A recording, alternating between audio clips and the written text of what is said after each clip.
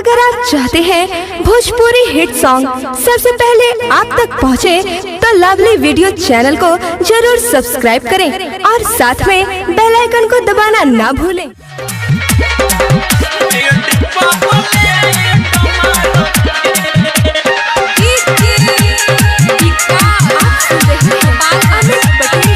लागल माथा बाबू चूमे टिका हाथे टार के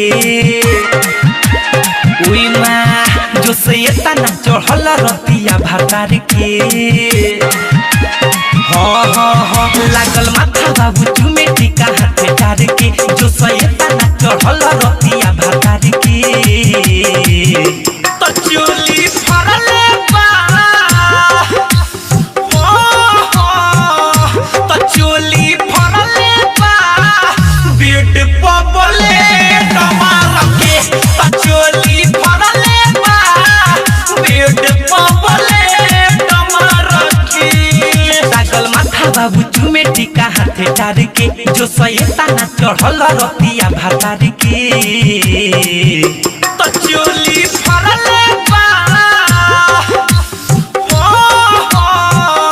तो चोली फरले बा बेड पबले टमार के तो चोली फरले बा बेड पबले टमार के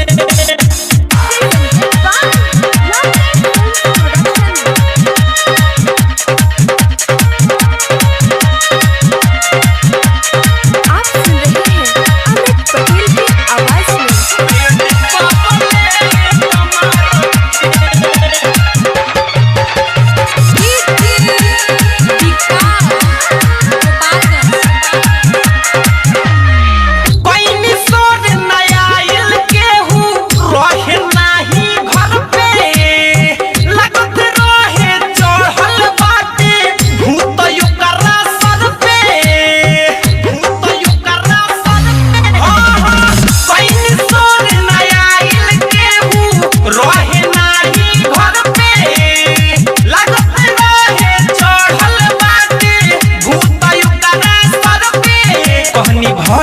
बाटे उमर प्यार के